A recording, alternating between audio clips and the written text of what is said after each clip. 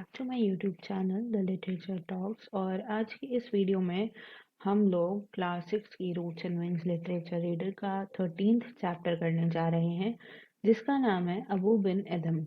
और ये एक पोएम है जो जेम्स हेनरी ले हंट ने लिखी है। हेनरी ले हंट एक पोएट है जो कि एक इंग्लिश क्रिटिक रह चुके हैं और एसेइस्ट और राइटर भी रह चुके हैं।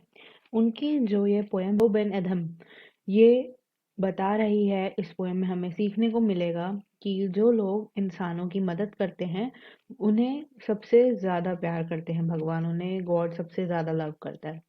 तो ये जो अबू बिन एदम है ये एक इस्लामिक सेंट है। सेंट यानी कि जो बाबा होते हैं जो मेडिटेशन वगैरह करते हैं वो हैं ये।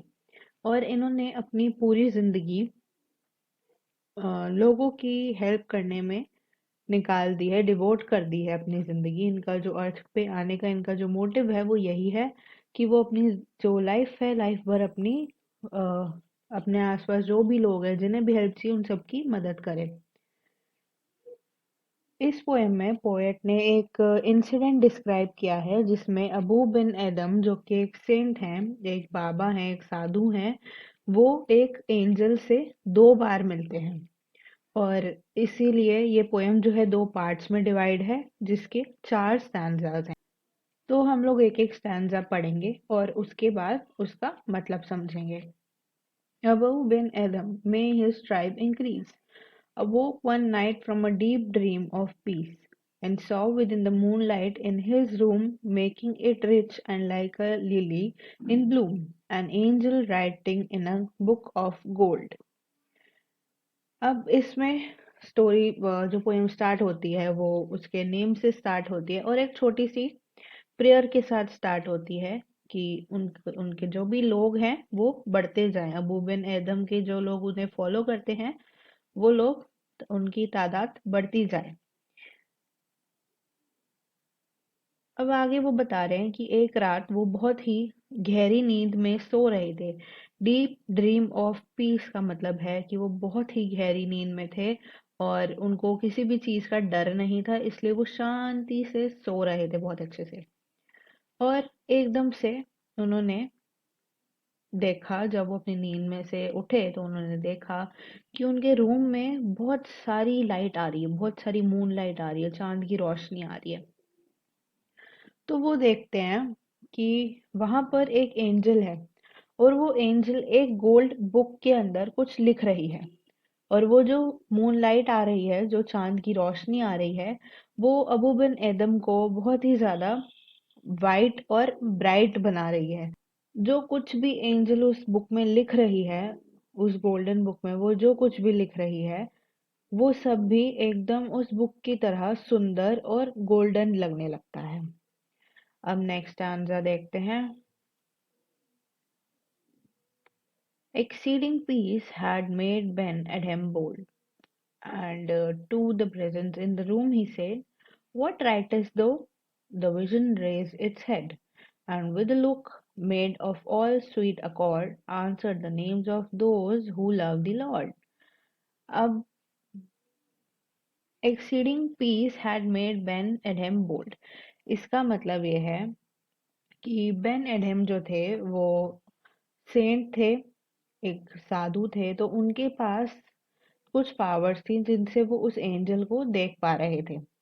और जब उन्हें उस एंजल को देखा तो वो एंजल को देखते ही रिकॉग्नाइज कर पाए, उसे पहचान पाए कि ये मुझे हार्म पहुंचाने नहीं आई है, लेकिन ये तो गॉड की एंजल है। तो उन्होंने उस एंजल से पूछा, व्हाट राइट इज दो, और इसका मतलब होता है what are you writing. Old English में ऐसे बोलते थे, व्हाट राइटेस्ट, तो राइटिंग को बोलते थे राइटेस्ट और यू को बोलते थे दो। तो वो पूछता है व्हाट आर यू राइटिंग, तुम क्या लिख रही हो। लुविजन रेज इट्स हेड, जो एंजल थी उसने अपना हेड ऊपर किया। वो पहले बुक में देख रही थी, अब वो एडम की तरफ देखती है और and with a look made of all sweet accord, इसका मतलब है कि वो ऊपर देखती है और बहुत ही प्यारा सा उसका फेस होता है जिसपे वो बहुत प्यारी सी स्माइल लेकर आती है और बहुत ही ज्यादा प्यार से बोलती है, बोलती है आंसर्ड, बोलती है उसने जवाब दिया, the names of those who love the Lord. वो बोलती है मैं इस बुक में उन लोगों के नाम लिख रही हूँ जो भगवान से बहुत ज्यादा प्यार करते हैं। And is mine one? Said above. Nay, not so, replied the angel.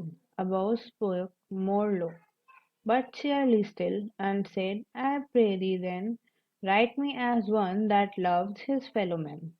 अब इस स्टैंजा में क्या होता है कि पहले जब एंजल ने उसे बताया कि वो उन लोगों के नाम लिख रही है जो भगवान से बहुत प्यार करते हैं, तो जो अबोव बेन एडम है वो बहुत ज़्यादा क्यूरियस हो जाता है ये जानने के लिए कि क्या उसका भी नाम है उस लिस्ट में। तो वो पूछता है, एंड इज माइन वन, क्या मेरा भी नाम है उस लिस्ट में? ने नॉट सो, तो एंजल रिप्लाई करती है, नहीं तुम्हारा नहीं है। तो ये सुन के अब वो बहुत सैड हो जाता है और वो उदास हो जाता है, लेकिन फिर भी वो बहुत चेयरली कहता है कि कोई बात नहीं अगर मेरा नाम उसमें नहीं है, लेकिन मैं प्रे करता हूँ कि तुम मेरा नाम उस लिस्ट में लिखो जहाँ पर लोग अपने फेलो मैन, मतलब मैं अपने जो अर्थ पे रहने वाले लोग हैं, जितने भी फेलो मैन फ्रेंड्स हैं या ह्यूमन बींग्स हैं, मैं उन सब से प्यार करता हूँ, तो तुम मेरा नाम उन लिस्ट में लिखो। Next, the angel wrought and vanished. The next night it came again with a great awakening light, and showed the names who love of God had blessed. And lo, Ben Adham's name led all the rest. जब angel और above बिन Adam के बीच में ये बात हुई तो उसके बाद एंजल अपना काम खत्म करके वापस चली जाती है। वैनिश मतलब गायब हो जाना। The next night it came again with a great wakening light, और अगली रात को वो दोबारा अब अबव बिन एडम के घर आती है और बहुत ही तेज रोशनी, ग्लिटरिंग रोशनी के साथ आती है, और वो उसे वो नाम दिखाती है जो वो लिख रही थी उस दिन, जिसमें उन लोगों की लिस्ट, वो लिस्ट थी जिसमें उन लोगों के नाम थे जो लोग भगवान से बहुत ज्यादा प्यार करते हैं, जो भगवान के फेवरेट होते हैं। तो उसने जब वो लिस्ट एडम को दिखाई तो उसमें बेन एडम का नाम जो था वो नंबर वन पे था, वो लिस्ट को टॉप कर रहा था। तो इसका मतलब ये है, मोरल ऑफ द स्टोरी ये है कि गॉड उससे सबसे ज्यादा प्यार करते हैं जो अपने फेलो मैन, अपने फ्रेंड्स, अपने ह्यूमन बींग्स जो उसके साथ रहते हैं उनके साथ अच्छे से पेश आता है और उनकी हेल्प करता है। वो लोग भगवान के फेवरेट होते हैं।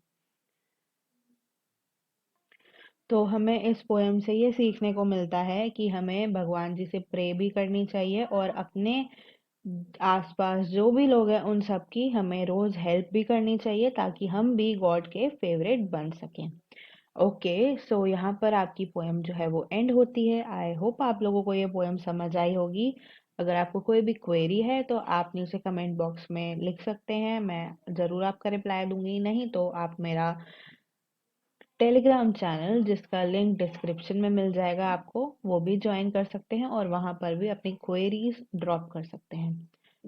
थैंक यू फॉर वॉचिंग, मिलते हैं नेक्स्ट वीडियो में।